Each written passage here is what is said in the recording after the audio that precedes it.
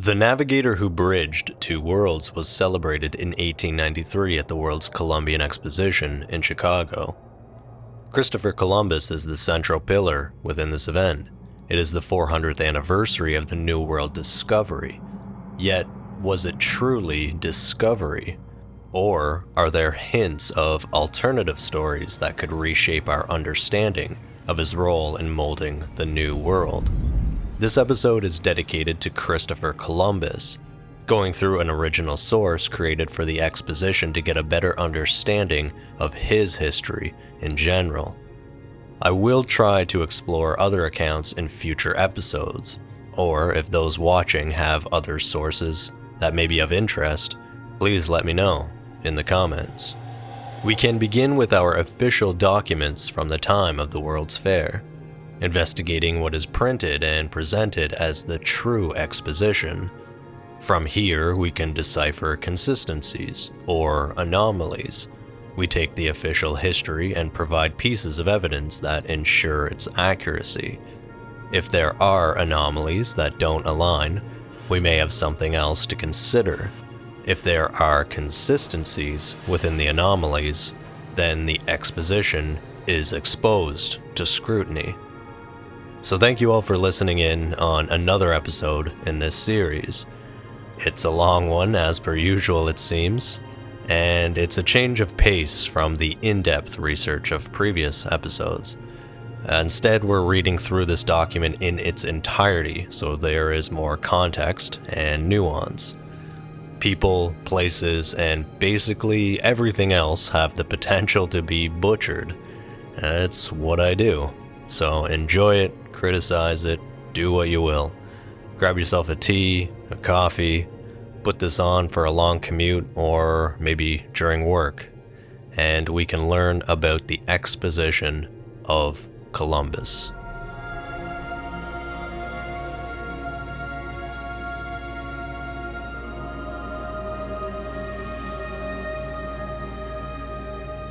So let's begin with Martin's World's Fair album, the Atlas and Family Souvenir. This one chosen because it has one of the larger and more detailed accounts of the history of Columbus. And, in short, the work is a perfect encyclopedia of authentic, useful, very interesting, and carefully selected information. Let's begin.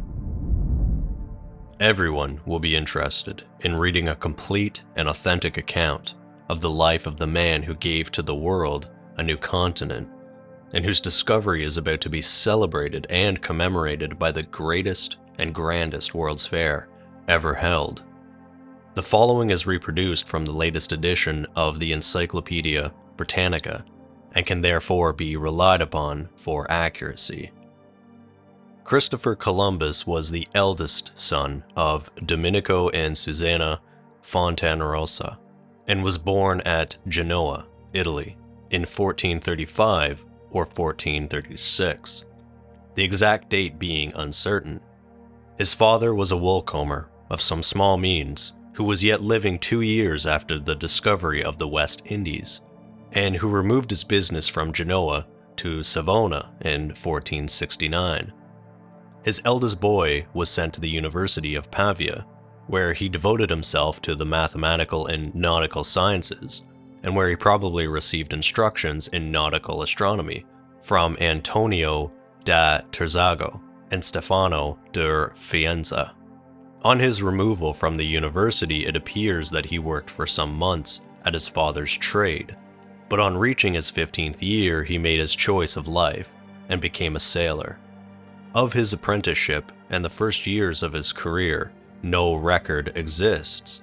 The whole of his earlier life, indeed, is dubious and conjectural, founded as it is on the half-dozen dark and evasive chapters devoted by Fernando, his son and biographer, to the first half-century of his father's times.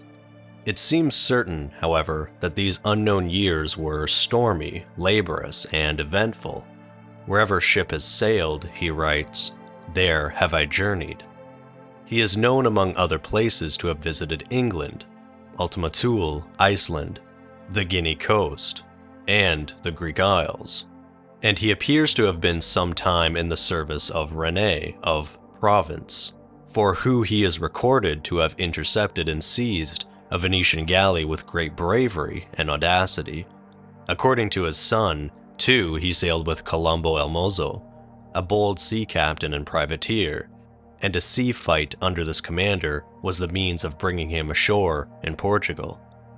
Meanwhile, however, he was preparing himself for greater achievements by reading and meditating on the works of Ptolemy and Marinus, of Nearchus and Pliny, the Cosmographia of Cardinal Alaccio, the travels of Marco Polo and Mandeville. He mastered all of the essentials necessary to his calling, learned to draw charts, construct spheres, and thus fitted himself to become a practical seaman and navigator. In 1470, he arrived at Lisbon after being wrecked in a sea fight that began off Cape Vincent, escaping to land on a plank. In Portugal, he married Filipa Muniz Perestrello, daughter of a captain in the service of Prince Henry, called the Navigator, one of the early colonists and first governor of Porto Santo, an island off Madeira. Columbus visited the island and employed his time making maps and charts for a livelihood, while he pored over the logs and papers of his deceased father-in-law and talked with old seamen of their voyages and of the mystery of the western seas. About this time, too, he seems to have arrived at the conclusion that much of the world remained undiscovered, and step by step to have conceived that design by reaching Asia by sailing west, which was to result in the discovery of America. In 1474, we find him expounding his views to Paolo Toscanelli, the Florentine physician and cosmographer, and receiving the heartiest encouragement. These views he supported with three different arguments, derived from natural reasons, from the theories of geographers, and from the reports and traditions of mariners. He believed the world to be a sphere, says Helps. He underestimated its size. He overestimated the size of the Asiatic continent. The further that the continent extended to the east, the nearer it came round towards Spain, and he had but to turn from the marvelous propositions of Mandeville and Aliaco to become the recipient of confidences more marvelous still. The air was full of rumors, and the weird imaginings of many generations of medieval navigators had taken the shape of substance and appeared bodily to men's eyes. Martin Vincent, a Portuguese pilot, had found 400 leagues to the westward of Cape St. Vincent, and after a gale of many days' duration, a piece of strange wood, wrought, but not with iron. Pedro Correa, his own brother-in-law, had seen another such waif at Porto Santo, with great canes capable of holding 4 quarts of wine between joint and joint, and had heard of 2 men being washed up at floors, very broad-faced and differing in aspect from Christians. West of the Azores, now and then, there hove in sight the mysterious islands of Saint Brandam, and 200 leagues west of the Canaries lay somewhere the last island of the 7 cities, that 2 valiant Genoese had vainly endeavored to discover. In his northern journey, too, some vague and formless traditions may have reached his ear to the voyage of Bjorn and Leif, and of the pleasant coasts of Helleband in Vinland that lay towards the setting sun. All were hints and rumors to bid the bold mariner sail westward, and this he at length determined to do. The concurrence of some state or sovereign, however, was necessary for the success of this design. The Senate of Genoa had the honor to receive the first offer and the responsibility of refusing it. Rejected by his native city, the projector turned next to John II of Portugal. This king had already an open field for discovery and enterprise along the African coast, but he listened to the Genoese and referred him to a committee of the Council for Geographical Affairs. The council's report was altogether adverse, but the king, who was yet inclined to favor the theory of Columbus, assented to the suggestion of the Bishop of Cudo that the plan should be carried out in secret and without Columbus's knowing. The council's report was altogether adverse, but the king, who was yet inclined to favor the theory of Columbus, assented to the suggestion of the Bishop of Quito that the plan should be carried out in secret and without Columbus's knowledge by means of a caravel or light frigate. The caravel was dispatched, but it returned after a brief absence, the sailors having lost heart and having refused to venture further. Upon discovering this dishonorable transaction, Columbus felt so outraged and indignant that he sent off his brother Bartholomew to England with letters for Henry VII, to whom he had communicated his ideas. He himself left Lisbon for Spain, 1484, taking with him his son Diego, the only issue of his marriage with Philippa Muniz, who was by this time dead. He departed secretly, according to some writers, to give the slip to King John, according to others, to escape his creditors. 3 years after, March 20th, 1488, a letter was sent by the king to Christopher Colon, our especial friend, inviting him to a return and assuring him against arrest and proceedings of any kind, but it was then too late. Columbus next betook himself to the south of Spain, and seems to have proposed his plan to the Duke of Medina Sidonia, who was at first attracted by it, but finally threw it up as visionary and impracticable, and next to the Duke of Medina, Celi. The latter gave him great encouragement, entertained him for 2 years, and even determined to furnish him with 3 or 4 caravels. Finally, however, being deterred by the consideration that the enterprise was too vast for a subject, he turned his guest from the determination he had come to of making instant application at the court of France by writing on his behalf to Queen Isabella, and Columbus repaired to the court at Cordova at her bidding. It was an ill moment for the navigator's fortune. Castile and Leon were in the thick of that struggle which resulted in the final defeat of the Moors, and neither Ferdinand nor Isabella had time to listen. The adventurer was indeed kindly received. He was handed over to the care of Alonso de Quintanilla, whom he speedily converted into an enthusiastic supporter of his theory. He made many other friends and here met with Beatriz Enriquez, the mother of his second son Fernando. From Cordova, Columbus followed the court to Salamanca, where he was introduced to the notice of the Grand Cardinal, Pedro Gonzalez de Mendoza, the third king of Spain. The cardinal, while approving the project, thought that it savored strongly the heterodoxy, but an interview with the projector brought him over, and through his influence Columbus at last got audience with the king. The matter was finally referred, however, to Fernando de Talavera, who in 1487 summoned a junta of astronomers and cosmographers to confer with Columbus and examine his design and the arguments with which he supported it. The Dominicans of San Esteban in Salamanca entertained Columbus during the conference. The jurors, who were the most of them ecclesiastics, were by no means unprejudiced, nor were they disposed to abandon their pretensions to knowledge without a struggle. Columbus urged his point, but was overwhelmed with biblical texts, with quotations from the great divines, with theological objections, and in a short time the junta was adjourned.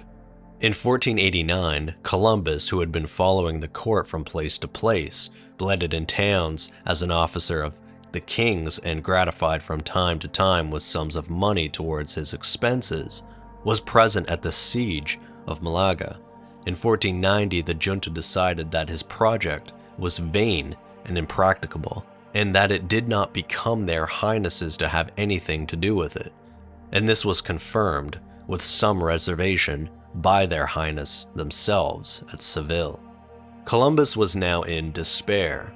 He at once betook himself to Huelva, where his brother-in-law resided, with the intention of taking ship for France. He halted, however, at Palos, a little maritime town in Andalusia. At the monastery of La Rábida, he knocked and asked for bread and water for his boy Diego, and presently got into conversation with Juan Perez de Marchena, the Guardian, who invited him to take up his quarters in the monastery and introduced him to Garcia Fernandez, a physician and ardent student of geography. To these good men did Columbus propound his theory and explain his plan. Juan Perez had been the Queen's confessor. He wrote to her and was summoned to her presence, and money was sent to Columbus to bring him once more to court. He reached Granada in time to witness the surrender of this city, and negotiations were resumed.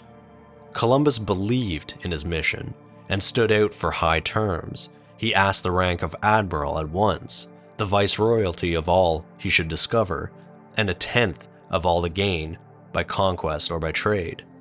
These conditions were rejected, and the negotiations were again interrupted. An interview with Mendoza appears to have followed, but nothing came to it, and in January 1492, Columbus actually set out for France. At length, however, on the entreaty of Louis de Saint-Angel, receiver of the ecclesiastical revenues of the Crown of Aragon, Isabella was induced to determine on the expedition. A messenger was sent after Columbus and overtook him at the Bridge of Pines, about 2 leagues from Granada.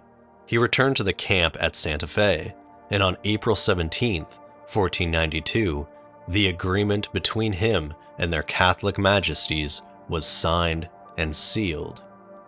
His aims were nothing less than the discovery of the marvelous province of Cipango or Capango, and the conversion to Christianity of the Grand Khan, to whom he received a royal letter of introduction. The town of Palos was ordered to find him 2 ships, and these were soon placed at his disposal, but no crews could be gotten together. In spite of the indemnity offered to all criminals and broken men who would serve on the expedition, and had not Juan Perez succeeded in interesting Martin Alonso Pinzon and Vincent Yanez Pinzon in the cause, Columbus's departure had long been delayed. At last, however, men, ships, and stores were ready. The expedition consisted of the Santa Maria, a decked ship with a crew of 50 men, commanded by the Admiral in person, and of 2 caravels, the Pinta with 30 men under Martin Pinzon, and the Nina with 24 men under Vincent Pinzon, his brother. Afterwards, 1499, the first to cross the line in the American Atlantic. The adventurers numbered 120 souls, and on Friday, August 3rd, 1492, at 8 in the morning, the little fleet weighed anchor and stood out for the Canary Islands. An abstract of the Admiral's diary made by the Bishop Las Casas is yet extant, and from it many particulars may be gleaned of this first voyage. 3 days after the ship set sail, the Pinta lost her rudder. The Admiral was in some alarm, but comforted himself with the reflection that Martin Pinzon was energetic and ready-witted. They had, however, to put in at Tenerife on August 9th to refit the caravel. On September 6th, they weighed anchor once more with all haste, Columbus having been informed that 3 Portuguese caravels were on the lookout for him. On September 13th, the variations of the magnetic needle were for the first time observed. On the 15th, a wonderful meteor fell into the sea at 4 or 5 leagues distance. On the 16th, they arrived at those vast plains of seaweed called the Sargasso Sea, and thenceforward, writes the Admiral, they had the most temperate breezes, the sweetness of the morning being most delightful, the weather like an Andalusian April, and the only song of the nightingale wanting. On the 17th, the men began to murmur. They were frightened by the strange phenomenon of the variations of the compass, but the explanation Columbus gave restored their tranquility. On the 18th, they saw many birds and a great ridge of low-lying clouds, and they expected to see land. On the 20th, they saw 2 pelicans, and were sure the land must be near.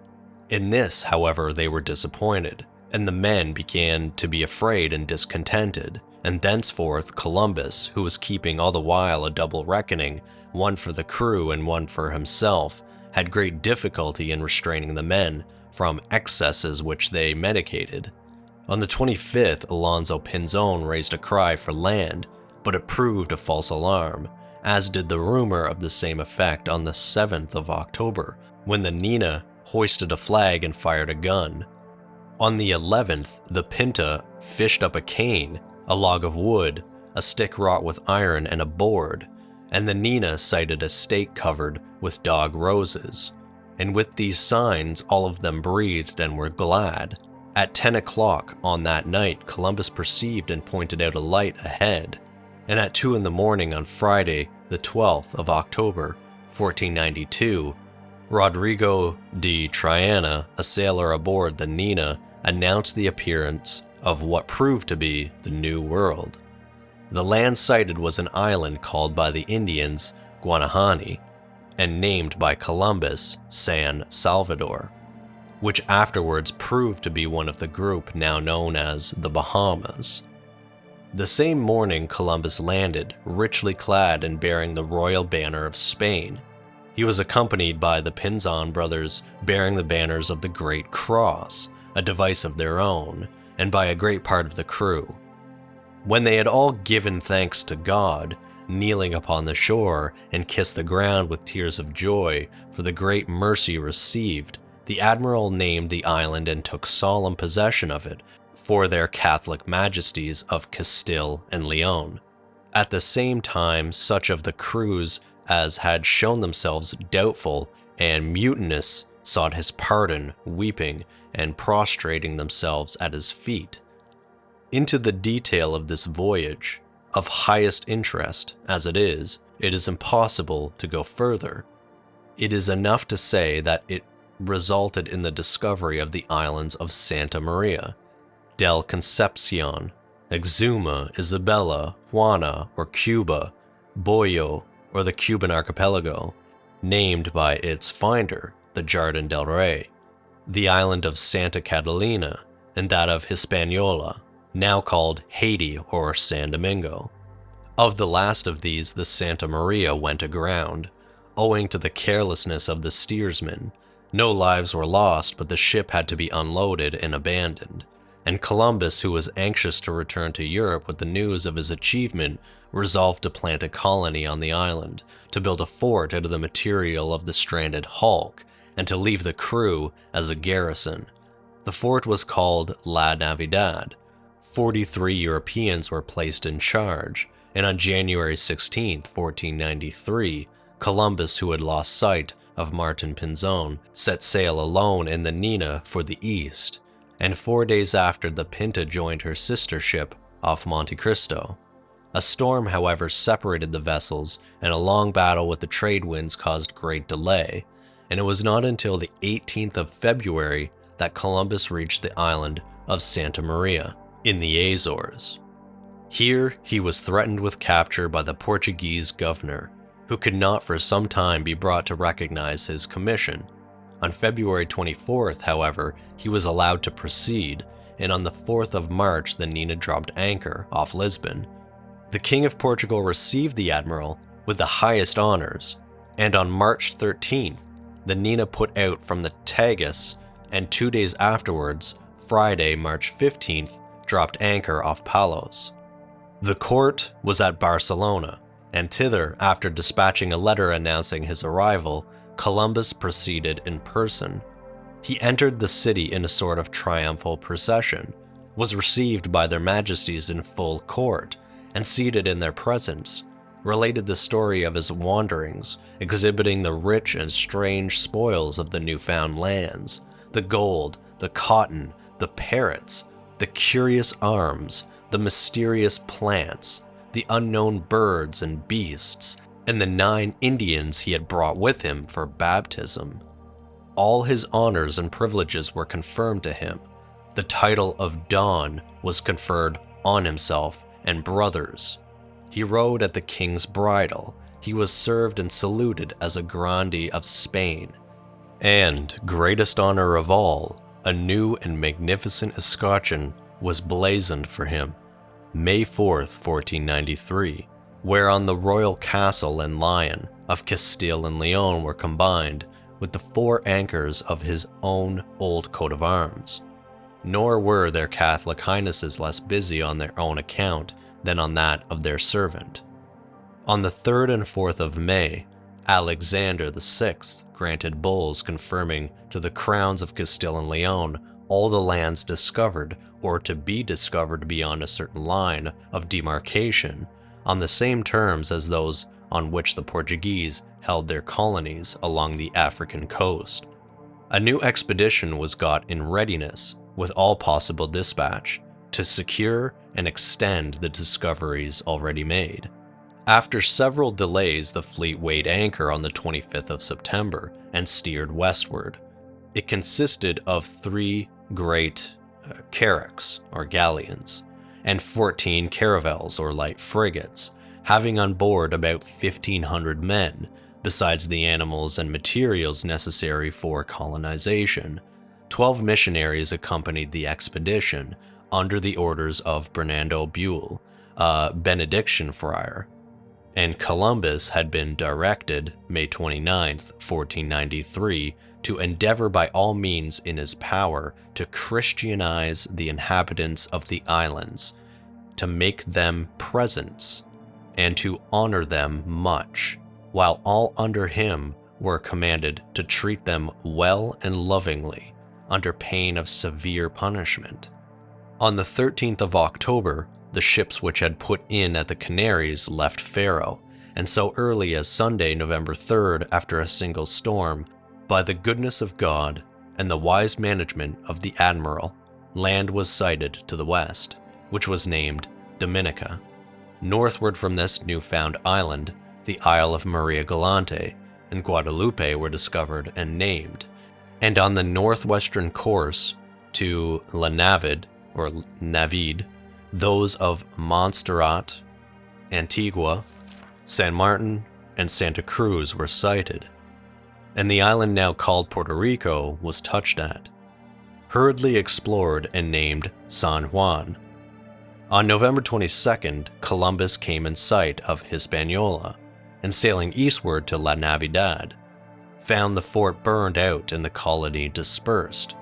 He decided on building a second fort, and coasting on 40 miles east of Cape Haitian, he founded the city and settlement of Isabella.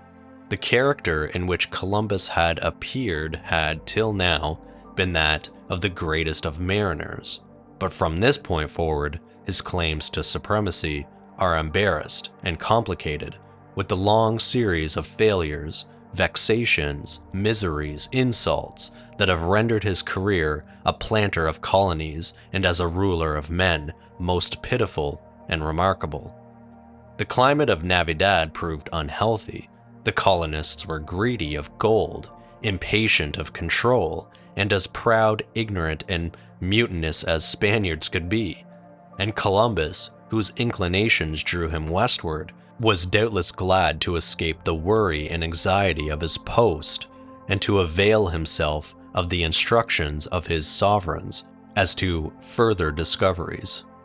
In January 1494, he sent home by Antonio de Torres that dispatch to their Catholic highnesses by which he may be said to have founded the West Indian slave trade. He founded the mining camp of San Tomaso in the gold country, and on the 24th of April 1494, having nominated a council of regency under his brother Diego and appointed Pedro de Margaret his captain general, he put again to sea. After following the southeastern shore of Cuba for some days, he steered southwards and discovered the island of Jamaica, which he named Santiago. He then resumed his exploration to the Cuban coast, threaded his way through a labyrinth of islets, supposed to be the Morant Keys, which he named the Garden of the Queen, and after coasting westward for many days, he became convinced that he had discovered continuous land, and caused Perez de Luna, the notary, to draw up a document attesting his discovery, June 12, 1494, which was afterwards taken around and signed in the presence of 4 witnesses by the masters, marines, and seamen of his 3 caravels, the Nina, the Cadera, and the San Juan. He then stood to the southeast and sighted the island of Evangelite. And after many days of difficulties and anxieties, he touched at and named the island Lamona. Thence, he had intended to sail eastward and complete the survey of the Caribbean archipelago.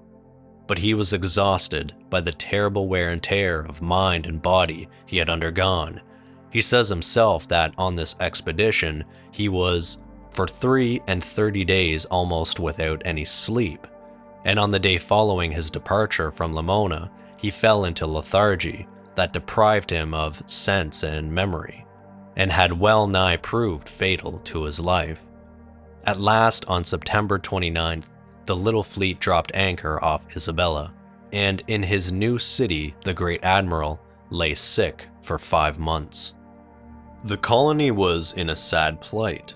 Everyone was discontented, and many were sick, for the climate was unhealthy, and there was nothing to eat. Margaret and Bale had quitted Hispaniola for Spain, but ere his departure, the former, in his capacity of Captain General, had done much to outrage and alienate the Indians. The strongest measures were necessary to undo the mischief, and backed by his brother Bartholomew, a bold and skillful mariner, and a soldier of courage and resource who had been with Diaz in his voyage around the Cape of Good Hope, Columbus proceeded to reduce the natives under Spanish sway. Alonso de Ojeda succeeded by a brilliant coup de main in capturing the Cacique, Cayanabo, and the rest submitted. 5 shiploads of Indians were sent off to Seville, June 24, 1495, to be sold as slaves, and a tribute was imposed upon their fellows, which must be looked upon as the origin of that system which was afterwards to work such cruel mischief among the conquered. But the tide of court favor seemed to have turned against Columbus. In October 1495, Juan Aguado arrived at Isabella with an open commission from their Catholic majesties to inquire into the circumstances of his rule, and much contest and recrimination followed. Columbus found that there was no time to be lost in returning home. He appointed his brother Bartholomew ruler of the island, and on the 10th of March, 1496, he quitted Hispaniola in the Nina. The vessel, after a protracted and perilous voyage, reached Cadiz on the 11th of June, 1496. The Admiral landed in great dejection, wearing the costume of a Franciscan. Reassured, however, by the reception of his sovereigns, he asked at once for 8 ships more, 2 to be sent to the colonies with supplies, and 6 to be put under his orders for new discoveries. The request was not immediately granted, as the Spanish exchequer was not then well supplied, but principally owing to the interest of the Queen. An agreement was come to similar to that of 1492, which was now confirmed. By this royal patent, moreover, a tract of land in Hispaniola of 50 leagues by 20 was made over to him. He was offered a dukedom or a marquisate at his pleasure, and for 3 years he was to receive 1/8 of the gross and 1/10 of the net profits on each voyage. The right of creating a mayorazgo or perpetual entail of titles and estates was granted him, and on June 24th, his 2 sons were received into Isabella's service as pages. Meanwhile, however, the preparing of the fleet proceeded slowly, and it was not until the 30th of May, 1498, that he and his 6 ships set sail for the New World. From San Lucas he steered from Gomera, in the Canaries, and thence dispatched 3 of his ships to San Domingo. He next proceeded to the Cape Verde Islands, which he quitted on July 4th. On the 31st of the same month, being greatly in need of water, and fearing that no land lay westward, as they had hoped, Columbus had turned his ships to head north, when Alonso Perez, a mariner of Huelva, saw land about 15 leagues to the southwest. It was crowned with 3 hilltops, and so when the sailors had sung the Salve Regina, the Admiral named it Trinidad, which name it yet bears. On Wednesday, August 1st, he beheld for the first time in the mainland of South America the continent he had sought so long. It seemed to him but an insignificant island, and he had called it Zeta. Sailing westwards next day, he saw the Gulf of Paria, which was named by him the Golfo de la Balena, and was borne into it an immense risk on the ridge of waters formed by the meeting with the sea of the great rivers that empty themselves, all swollen with rain, into the ocean. For many days he coasted the continent, esteeming as islands the great projections he saw, and naming them accordingly. Nor was it until he looked on and considered the immense volume of fresh water poured out through the embouchures of the river now called the Orinoco, that he considered the so-called archipelago must in very deed be a great continent. Ultimately, he was suffering at this time from gout and ophthalmia.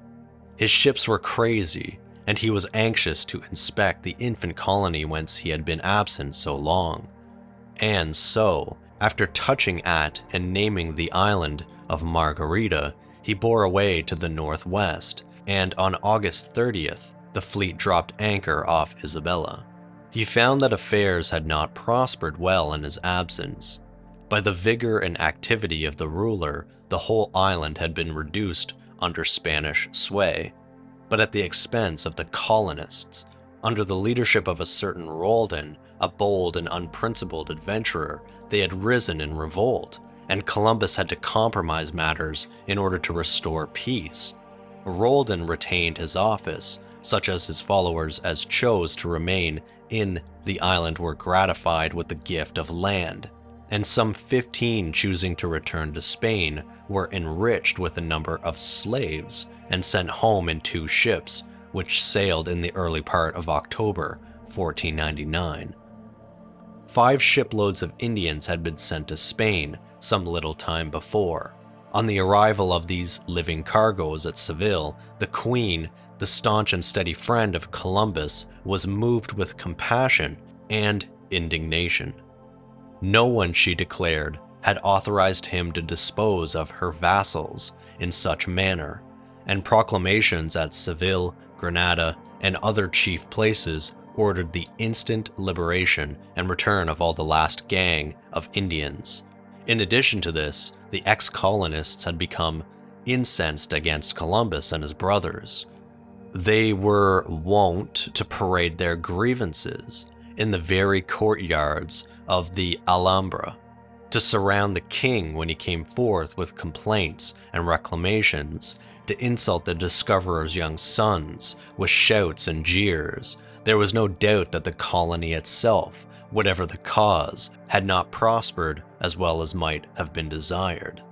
And, on the whole, it was not surprising that Ferdinand, whose support to Columbus had never been very hearty, should about this time have determined to suspend him. Accordingly, on March 21st, 1499, Francisco de Bobadilla was ordered to ascertain what persons had raised themselves against justice in the island of Hispaniola, and to proceed against them accordingly to the law. On May 21st, the government of the island was conferred upon him, and he was accredited with an order that all arms and fortresses should be handed over to him. And on May 26th, he received a letter for delivery to Columbus stating that the bearer would speak certain things to him on the part of their highnesses, and praying him to give faith and credence and to act accordingly. Bobadilla left Spain in July 1500 and landed in Hispaniola in October. Columbus, meanwhile, had restored such tranquility as was possible in his government. With Roldan's help, he had beaten off an attempt on the island of the adventurer Ojeda, his old lieutenant, The Indians were being collected into villages and Christianized. Gold mining was actively and profitably pursued. In 3 years, he calculated the royal revenues might be raised to an average of 60 million reals. The arrival of Bobadilla, however, speedily changed this state of affairs into a greater and more pitiable confession than the island had ever before witnessed. On landing, he took possession of the Admiral's house and summoned him and his brothers before him. Accusations of severity, of injustice, of venality even, were poured down on their heads, and Columbus anticipated nothing less than a shameful death. Bobadilla put all 3 in irons and shipped them off to Spain. Alonso de Villo, captain of the caravel in which the illustrious prisoner sailed, still retained a proper sense of the honor and respect due to Columbus, and would have removed the fetters, but to this Columbus would not consent. He would wear them, he said, until their highnesses, by whose order they were affixed, should order their removal, and he had kept them afterwards as relics and as memorials of the reward of his services. He did so. His son Fernando saw them always hanging in his cabinet, and he requested that when he died they might be buried with him. Whether this last wish was complied with is not known. A heartbroken and indignant letter to Dona Juan de la Torre, the governess of the infant Don Juan, arrived at court before the dispatch of Bobadilla. It was read to the Queen, and its tidings were confirmed by communications from Alonso de Villo and the Alcaide of Cadiz. There was a great movement of indignation. The tide of popular and royal feeling turned once more in the Admiral's favor. He received a large sum to defray his expenses, and when he appeared at court on December 17th, he was no longer in irons and disgrace, but richly apparelled and surrounded with friends. He was received with all honor and distinction. The Queen is said to have been moved to tears by the narration of his story. Their Majesties not only repudiated Bobadilla's proceedings, but declined to inquire into the charges that he at the same time brought against the prisoners, and promised Columbus compensation for his losses and satisfaction for his wrongs. A new governor, Nicholas de Ovando, was appointed in Bobadilla's room, and left Sanlúcar on 18th of February 1502 with a fleet of 30 ships. The latter was to be impeached and sent home. The Admiral's property was to be restored, and a fresh start was to be made in the conduct of colonial affairs. Thus ended Columbus's history as Viceroy and Governor of the New Indies, which he had presented to the country of his adoption. His hour of rest, however, had not come. Ever anxious to serve their Catholic Highnesses, and particularly the Queen, he had determined to find a strait through which he might penetrate westward into Portuguese Asia. After the usual inevitable delays, his prayers were granted, and on the 9th of May 1502, with 4 caravels and 150 men, he weighed anchor from Cadiz and sailed on his 4th and last great voyage. He first betook himself to the relief of the Portuguese fort of Arzilla, which had been besieged by the Moors, but the siege had been raised voluntarily before he arrived. He put to sea westwards once more, and on the 13th of June discovered the island of Martinique. He had received positive instructions from his sovereigns on no account to touch at Hispaniola, but his largest caravel was greatly in need of repairs, and he had no choice but to abandon her or disobey orders.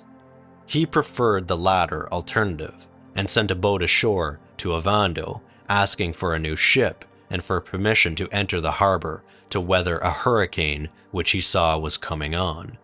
But his requests were refused, and he coasted the island, casting anchor under the lee of the land. Here he weathered the storm, which drove the other caravels out to sea and annihilated the homeward-bound fleet, the richest that he had until then been seen from Hispaniola. Roldan and Bobadilla perished with others of the Admiral's enemies, and Fernando Colon, who accompanied his father on this voyage, wrote long years afterwards, "I am satisfied it was the hand of God, for had they arrived in Spain, they had never been punished as their crimes deserved, but rather been favored and preferred." After recruiting his flotilla at Azua, Columbus put in at Yaquimo and refitted his 4 vessels, and on July 14, 1502, he steered for Jamaica. For 9 weeks the ships wandered painfully among the keys and shoals he had named the Garden of the Queen, and only an opportune easterly wind prevented the crews from open mutiny. The first land sighted was the islet of Guajara, about 40 miles east of the coast of Honduras, where he got news from an old Indian of a rich and vast country lying to the eastward, which he at last concluded must be the long-sought empire of the Grand Khan. Steering along the coast of Honduras, great hardships were endured, but nothing approaching his ideal was encountered. On the 12th of September, Cape Gracios a Dios was sighted. The men had become clamorous and insubordinate.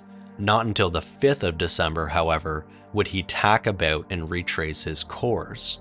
It now became his intention to plant a colony on the river Veragua, which was afterwards to give his descendants the title to nobility. But he hardly put about when he was caught in a storm, which lasted 8 days, wrenched and strained his crazy, worm-eaten ships severely, and finally, on the Epiphany, blew him into an embouchure which he named Bethlehem. Gold was very plentiful in this place, and here he determined to found his settlement. By the end of March 1503, a number of huts had been run up, and in these the ruler with 80 men was to remain, while Columbus returned to Spain for men and supplies. Quarrels, however, rose with the natives. The ruler made an attempt to seize on the person of the cacique and failed, and before Columbus could leave the coast, he had to abandon a caravel to take the settlers aboard and to relinquish the enterprise. Steering eastward, he left a second caravel at Portobello, and on May 31st, he bore northward for Cuba, where he obtained supplies from the natives. From Cuba, he bore up for Jamaica, and there, in the harbor of Santa Gloria, now St. Anne's Bay, he ran his ships aground in an inlet still called Don Christopher's Cove. The expedition was received with the greatest kindness by the natives, and here Columbus remained upwards of a year, awaiting the return of his lieutenant, Diego Mendez, whom he had dispatched to Ovando for assistance. During his critical sojourn, here the admiral suffered much from disease and from the lawlessness of his followers, whose conduct had alienated the natives and provoked them to withhold their accustomed supplies, until he dexterously worked upon their superstition and prognosticating an eclipse. 2 vessels having at last arrived for their relief from Mendez and Ovando, Columbus set sail for Spain, and after a tempestuous voyage, he landed once more at Seville on September 7th, 1504. As he was too ill to go to court, his son Diego was sent thither in his place, to look after his interests and transact his business. Letter after letter followed the young man from Seville, one by the hands of Amerigo Vespucci. A license to ride on muleback was granted him on the 23rd of February, 1505, and in the following May he was removed to the court at Segovia, thence again to Valladolid. On the landing of Philip and Juana at Corunna, April 25th, 1506, although much oppressed with gout and troubled to see himself put by his rights, he is known to have sent off the ruler to pay them his duty, and to assure them that he was yet able to do them extraordinary service. The last documentary note of his, is contained in a final codicil to the will of 1498 made at Valladolid on the 19th of May, 1506. By this, the old will is confirmed. The mayorazgo is bequeathed to his son Diego and his heirs male, failing these to his second son Fernando, and failing these to the heirs male of Bartholomew. Only in case of the extinction of the male line, direct or collateral, it is to descend to the females of the family, and those into whose hands it may fall are never to diminish it, but always to increase and ennoble it by all means possible. The head of the house is to sign himself the Admiral. A tenth of the annual income is to be set aside yearly for distribution among the poor relations of the house. A chapel is founded and endowed for the saying of masses. Beatrice Enriquez is left to the care of the young Admiral in most grateful terms. Among other legacies is one of half a mark of silver to a Jew who used to live at the gate of Jewry in Lisbon. The codicil was written and signed with the Admiral's own hand. Next day, May 20th, 1506, he died. He was buried at Valladolid, but his remains were soon after transferred to Carthusian monastery at Las Cuevas, Seville, where the bones of Diego, the second admiral, also were laid. Exhumed in 1536, the bodies of both father and son were taken over the sea to Hispaniola, or San Domingo, and interred in the cathedral. In 1795-96, on the secession of that island to the French, the august relics were re-exhumed and were transferred with great state and solemnity to the Cathedral of the Havana, where they yet remain. The male issue became extinct with the third generation. The estates passed to a scion of the Braganza house. In person, Columbus was tall and shapely, long-faced and aquiline, white-eyed and auburn-haired, and beautifully complexioned. At 30, his hair was quite gray. He was temperate in eating, drinking, and dress, and so strict in religious matters that for fasting and saying all the divine office, he might be thought professed in some divine order. His piety, as his son has noted, was earnest and unwavering. It entered into and colored alike his action and his speech. He tries his pen in a Latin distich of prayer. His signature is a mystical pietistic device. He was preeminently fitted for the task he created for himself. Through deceit, opprobrium, and disdain, he pushed on towards the consummation of his desire. And when the hour for action came, the man was not found wanting. He gloriously proved his mettle. Long live his name.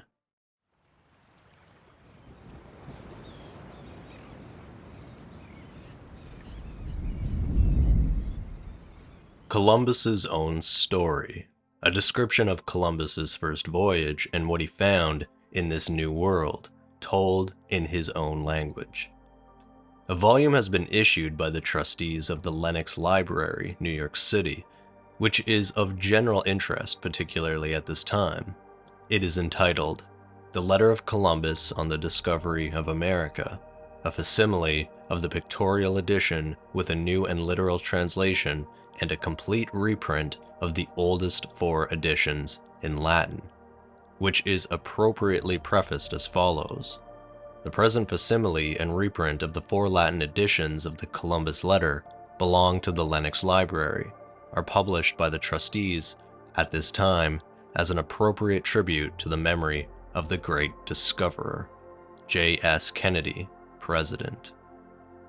The trustees of the Lenox Library, considering the present and appropriate time to give the people of the United States the benefit of the Columbus letters announcing the discovery of the New World, have been engaged for some time in the preparation of a small volume containing the 4 original Latin editions in the possession of the library, accompanied by a revised translation in English and an introduction giving a brief account of the various letters known to be in existence. The book is beautifully printed on a very heavy paper and gives a facsimile of the original Latin text, and also of the crude illustrations accompanying it. These woodcuts are in themselves an interesting study, showing, as they do, the progress in pictorial art during the last few centuries of this very old world's existence. A few pages from this work are here reproduced, reduced in size. The first letter of Columbus, giving the earliest information of his great discovery, was translated into Latin and sent to Rome for publication immediately after his return to Spain.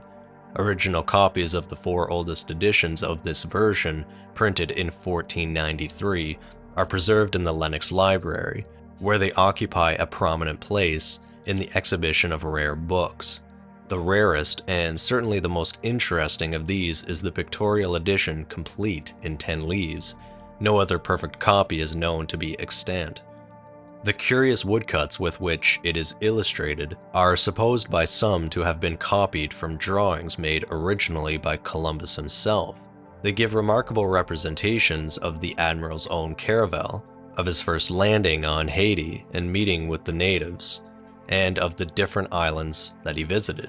This copy, which was rebound in red morocco by Thomson, the English bookbinder, apparently about 60 or 70 years ago, once belonged to Richard Hebard, the celebrated bibliophile.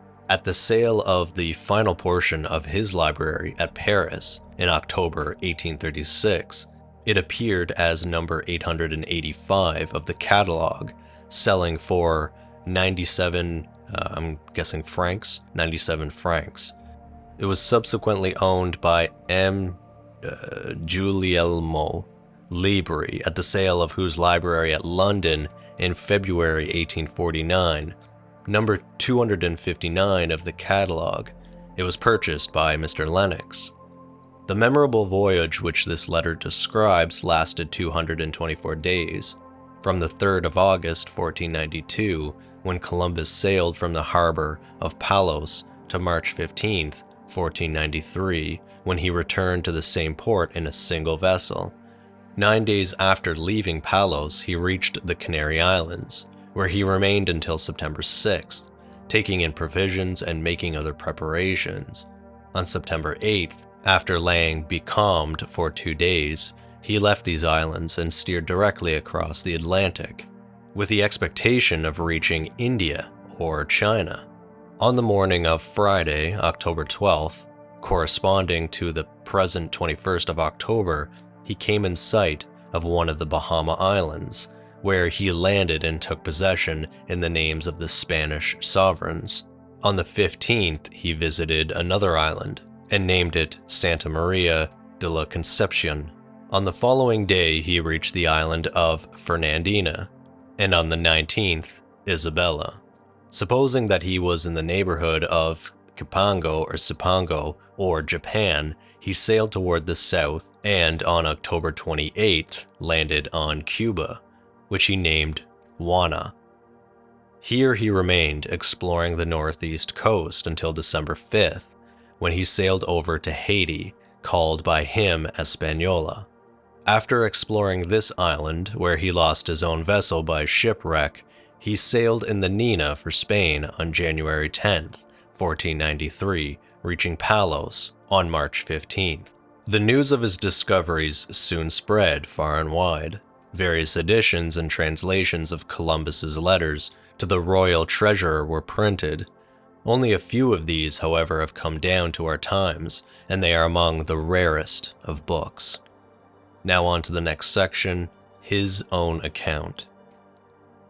Letter of Christopher Columbus, to whom our age owes so much, concerning the islands recently discovered in the Indian Sea. Because my undertakings have attained success, I know that it will be pleasing to you. These I have determined to relate, so that you may be made acquainted with everything done and discovered in this voyage. On the 23rd, after I departed from Cadiz, I came to the Indian Sea, where I found many islands, inhabited with men without number, of all which I took possession for our most fortunate king, with proclaiming heralds and flying standards, no one objecting.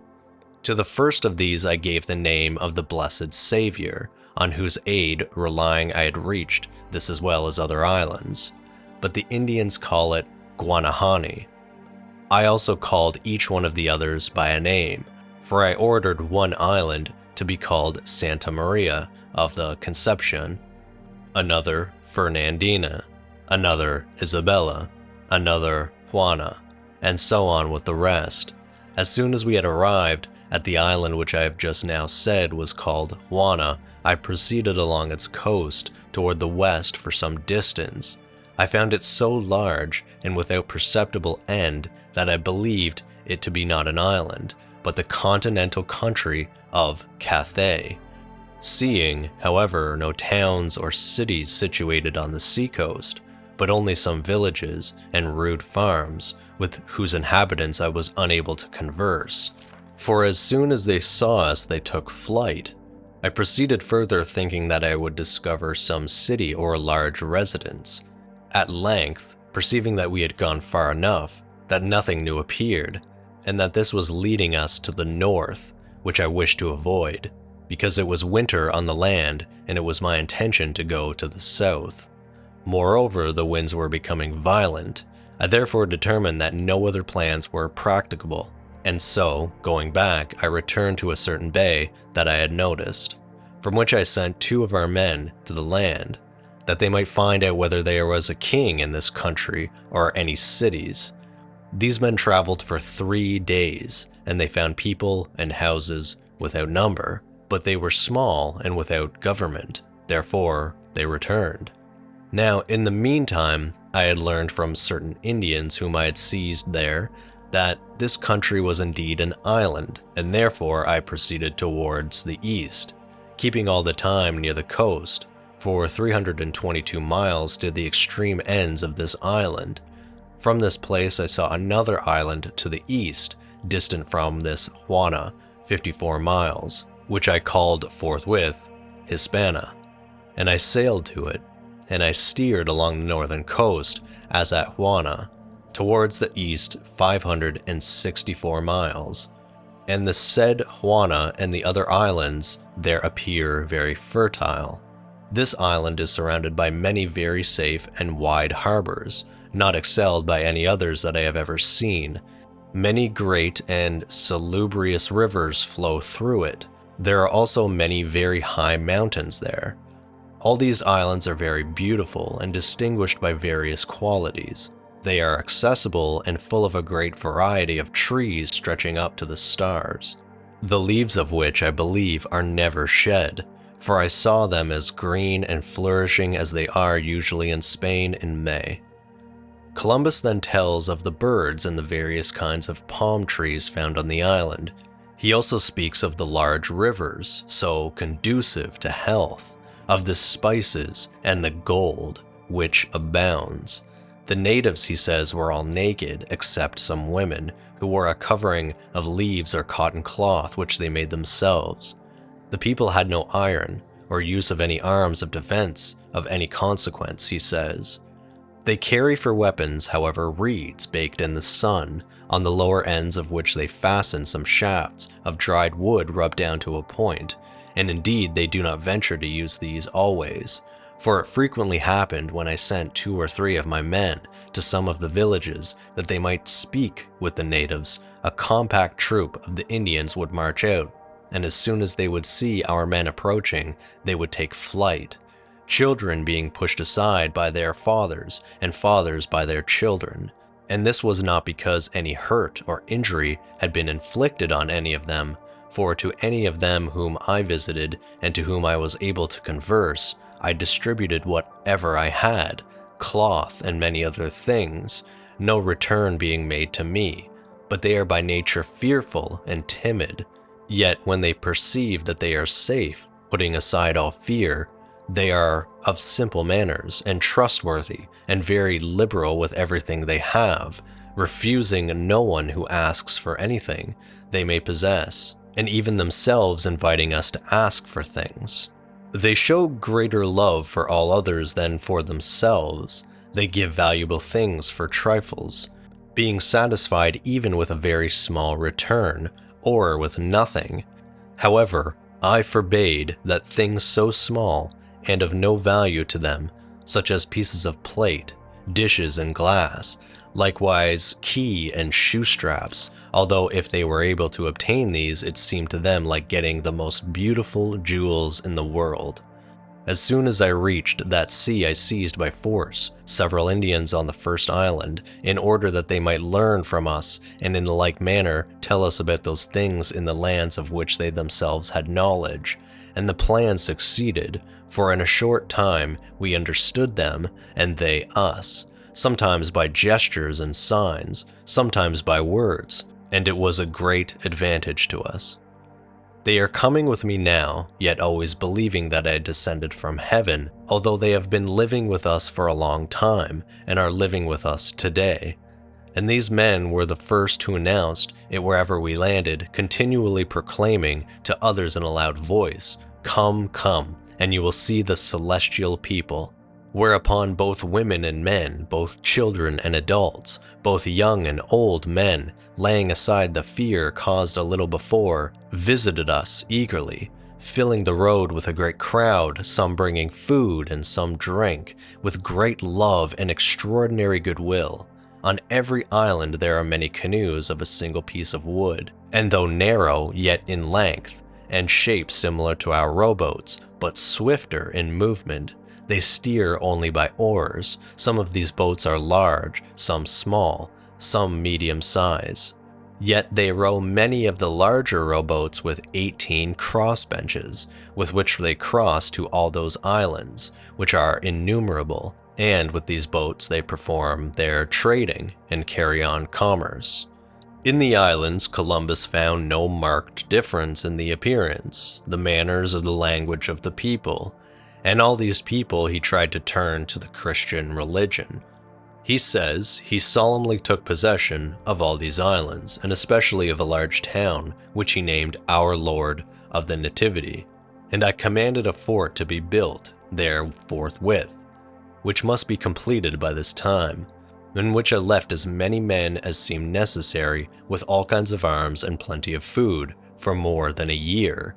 Likewise, one caravel, and for the construction of others, men skilled in this trade and in other professions, and also the extraordinary goodwill and friendship of the king of the islands towards us. For those people are very amiable and kind, to such a degree that the said king gloried in calling me his brother. And if they should change their minds, and should wish to hurt those who remained in the fort, they would not be able, because they lack weapons. They go naked, and are too cowardly. For that reason, those who hold the said fort are at least able to resist easily this whole island without any imminent danger to themselves, so long as they do not transgress the regulations and command given to them. In all these islands, as I understood, each man is content with only one wife, except the princes or kings, who are permitted to have 20. The women appear to work more than the men. I was not able to find out surely whether they have individual property, for I saw that one man had the duty of distributing to the others, especially refreshments, food, and things of that kind. I found no monstrosities among them, as very many supposed, but men of great reverence and friendly. Nor are they black like the Ethiopians. Their hair is straight. Columbus makes the interesting statement that on the island of Dominica dwelt only cannibals, while Martinique was inhabited entirely by a certain race of women, whatever that may mean. These women appear to have been Amazons. They did no kind of women's work, but spent their time hunting. They must have wore queer garments, for Columbus says. They protect themselves with sheets of copper, of which there is great abundance among them. They tell me of another island, greater than the aforesaid Hispania, whose inhabitants are without hair, and which abounds in gold above all the others.